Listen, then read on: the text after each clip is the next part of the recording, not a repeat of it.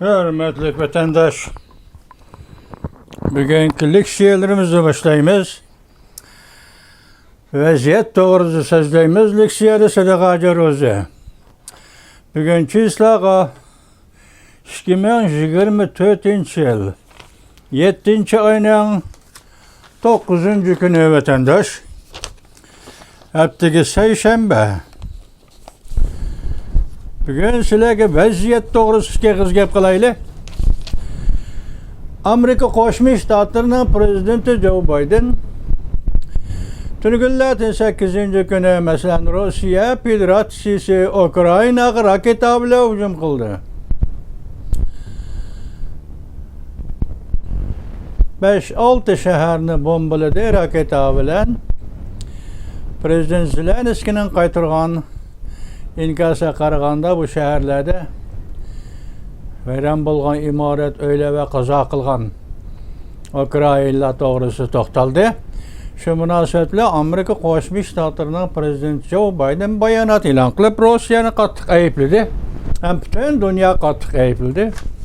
Ikkinchi yandan Amerika Qo'shma Shtatlarining prezidenti Joe Biden haftaning 3. kuni balki ati Angliyada yangi saylangan vazir Keir Starmer bilan ko'rishdi vatandash bu ishga vaziyat.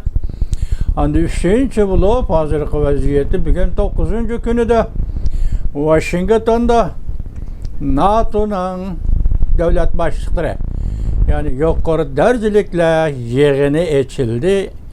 Shu munosabat bilan bugun sizlarga so'zlaydigan leksiyalarimiz va fikrlarimiz, bayonlarimiz tuvandikchi bo'ladi vatandash. Amerika Qo'shma Shtatlari riyosatchiligida ochiladigan NATO yuqori darajaliklar yig'ini Junguni kun tartibini yana eg'izga oldi. Ya'ni Junguni yana bir qatim kun tartibi qo'ydi. Sizlar bu to'g'rida bilishga tegishli 5 nuqta mundaq. Mavzuli xabar 7. ayning 8. kuni Amerika ovozining ta'til programmasi e'lon qilindi vatandash. Xabar mundaq boshlandi. Endi buni xabarmish yozma shaklda yetkazmasak bo'lmaydi vatandash. Washington 2024 yillik NATO'ning yuqori darajaliklar yig'ini 7. ayning 9. kuni Washingtonga chaqirildi. NATO'ning 3 kunlik yig'inida Rossiya Ukraina urushida Rossiyani qanday cheklash va Ukrainaga yana davomli qanday yordam berishni yoki davomlashtirish masalasini muhokama qildi. Asosli tema Rossiya va Ukraina masalasi. Rossiyani qanday cheklaymiz? Har jihatdan mayli embargo, mayli diplomatiya. Misolda Rossiyani qanday cheklaymiz? Ukraina bilan birlashib turib, Ukrainaga beradigan yordam yana qanday davomlashtiramiz? Bu mavzu bu qatim NATO'ning Washingtonda ochilgan yig'inida muhokama qilingan asosli tema. Jungo'ning bosh ko'tarishiga agishib, endilik kelayli. Jungo'ning hayva qilib kelishiga agishib, majburlash va Jungo'ning tahdidining butun yer shariga elib kelgan xatarlik xirishlarning ko'payishiga agishib, endi Tinch okean rayoni bexatarlik vaziyati bu qatim NATO yuqori darajalik yig'inida muhokama qiladigan masalalarning yana birisidir. Demak, yuqorida Ukraina bilan Rossiya urush masalasi muhokama mavzu temasi. Endilikda endi Tinch okeanga yetib kelgan xatar va bu rayonning bexatarligi tahdid va vahima Jungo tarafdan kelayotgan. Shu sababdan Jungo masalasi bu qatimqi NATO'ning yig'inida ikkinchi mavzu. Ya bu darajaga ayirmayli yana bir mavzu bo'lib o'tirg'i chiqadi va muhokama qiladi. Janubiy dengizda egilik huquq talash tortishlari kelib chiqqan Jungo bilan qo'shni davlatlar o'rtasidagi talash tortishlar. Tayvan bo'g'zining bexatarligi, Chavshan yadro qurollari masalasi yana bu qatimqi yig'inda muhokama qiladigan temalarning birisidir. NATO'nun yuqori darajaliklar yig'ini muhokama qiladigan Jungo masalasi bo'yicha sizlar ya'ni biz jamoat xalqaro so'rin bilib oladigan asosliq 5 nuqta tuvandagidek Jungo'ga munosabatlik. Birinchi, NATO'nun strategik diqqat nuqtasi Jungo'ga yetkazildi. NATO'nun strategik diqqat nuqtasi bu qatim Washington'da içiladigan NATO'ga a'zo davlatlar yuqori darajalik yig'inida mushu temada mushu mavzuda e'lon qilindi. Ya'ni NATO'ning diqqat e'tibori Jungo'ga yetkazildi. Bu nima uchun deb savol qo'ydi xabar yozuvchi vatandaş. Amerika Qo'shma Shtatlar hukumati ma'muriy doiralar yuqori darajalik amaldarlar o'tgan juma 7-oyning 5-kuni o'tkazgan mushaqatimliq NATO'ning yuqori darajaliklar yig'ini to'g'risidagi telefon yig'inida mundaq ko'rsatildi. Bu qatimqi yig'in intayin qattiq iboralarni söz iboralarni ishlatib Jungo'ning Rossiyaga yordam berishiga taqobil turdi. Birinchi nuqta tugadi. Ikkinchi nuqta qisqartib so'zlayotimiz o'tanda sizlarga uzun xabar bu. Ikkinchi nuqta NATO Jungo'ga qanday signal berdi?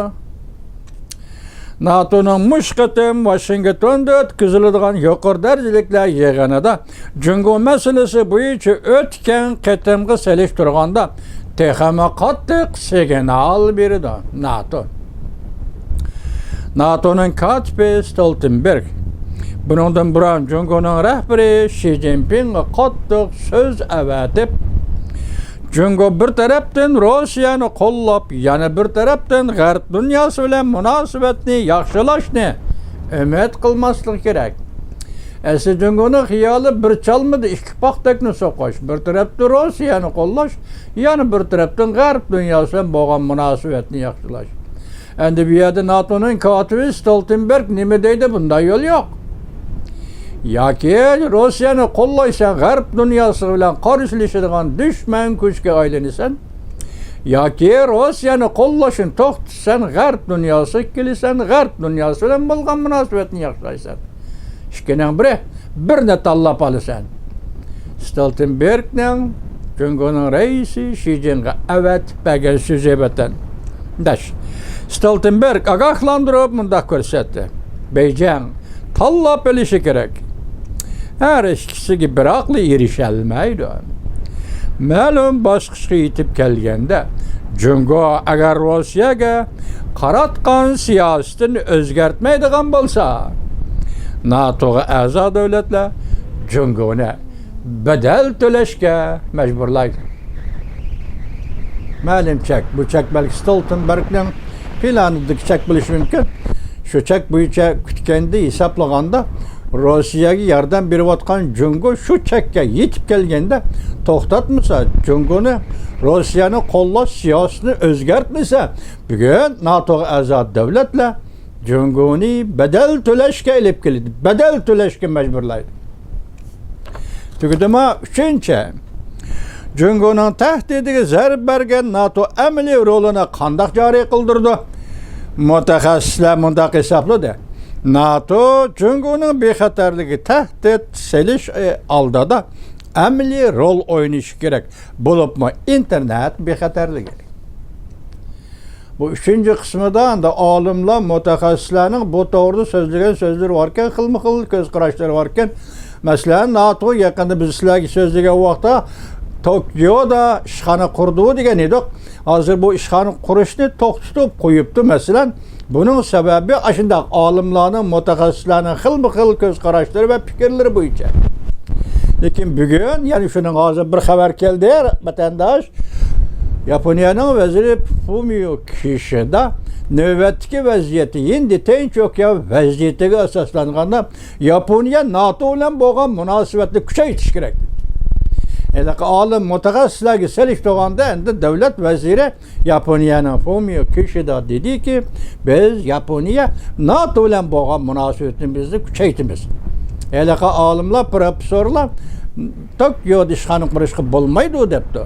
Endi Fumio Kishidani xabarda ko'rmadim, taqa mavzu shundoq ekan, biz NATO bilan, ya'ni Yaponiya NATO bilan bo'lgan munosabatni kuchaytirishimiz kerak. Bu xabar evvel keldi, o xabar keyin keldi. Azı torbetli vatandaş. 4. NATO Jungo bilan qattiq elishib qalishi mumkin mi? Sen avval qo'l silish bilan Jungoning bayonlariga zarb berishi mumkin. Amerika dal hozir Osiyochi NATO qurmoqchi yoki NATOni Osiyoga kengaytmoqchi. Mundaq aytganda Amerika Qo'shma Shtatlari NATOni Osiyoga boshlab kirmoqchi bo'lyapti. Bu 4. Üçüncüsü g'ayrioldi kelayotgan 4. nokta. 5. nokta mundaq. NATO, Yaponiya, Koreya, Avustraliya, Yeni Zelandiya qatorliq davlatlarni yana bir qatim NATOning Washington yig'iniga taklif qildi. O'tgan yil bir taklif qildi. Bu yil Washington yig'iniga, NATO yuqori darajali yig'iniga NATO Yaponiyani, Koreyani, Avustraliyani, Yeni Zelandiyani bu Tinch okean, endi Tinch okean rayonidagi davlatlarni yana bir qatim taklif qildi. Bundaqda NATO mushu masala bo'yicha masalan Osiyo Tinch okean rayoniga diqqat qilish masalasi bo'yicha yana qanday rol o'ynamoqchi deydi vatandosh. Tahlilchilar mundaq dedi. Yevropa bilan Osiyo endi ayrim makallar va yoki ayrim rayonlar emas. Bu sözün ma'nosini men vatandoshim, bugun siz Yevropa deb ta'kidlaydigan, Osiyoni Osiyo deb ta'kidlaydigan davrlar ketdi. Meyli Yevropa, meyli Osiyo bir tutash, bir makam, bir rayon muomalasi ichida. Chunki tahdid Osiyodan kelyapti. Chunki tahdid Jungodan kelyapti. Chunki tahdid Jungo bilan Rossiya munosabatidan kelyapti. Shunga men Osiyo nima Yevropa undaq gap tugadi. Bugun Osiyo bilan Yevropa bir gavdalashgan rayon va doiradir. Endi undaq gaplar tugadi. Bu demekçi NATO Yevropaning mulki. NATO Yevropada paydo bo'ldi, Yevropada qurildi. NATO Osiyo ishlariga aralashmamdi. NATO Osiyoga kirmamdi deydigan shunday gaplarga berilgan javob sifatida bugun Yevropa degan farq yo'q, Osiyo degan farq yo'q. NATO o'xshashlar ham Yevropa ham Osiyoning harbiy tashkiloti. Yoki dunyoda qayerda tahdid bo'lsa, ya dunyoda qayerda mutahamlik bo'lsa, bu nima aytili? Dunyoda qayerda xatar yoki tinchlikqa, muqimlikqa qarshi xatar paydo bo'lsa, NATO bularning hammasiga diqqat qiladi. Bugungi leksiyamizda birinchi modda nima debdi vatandosh? Bu qatim Washingtonda elchiladigan yig'inda NATOning yuqori darajaliklar yig'inida muhokama qiladigan muhim tema Jungo masalasi. Chunki Jungo masalasi bo'yicha aytgan NATOning buningdan keyingi diqqat nazari va diqqati Jungoga yo'tkiladi. Bu bugungi leksiyamiz.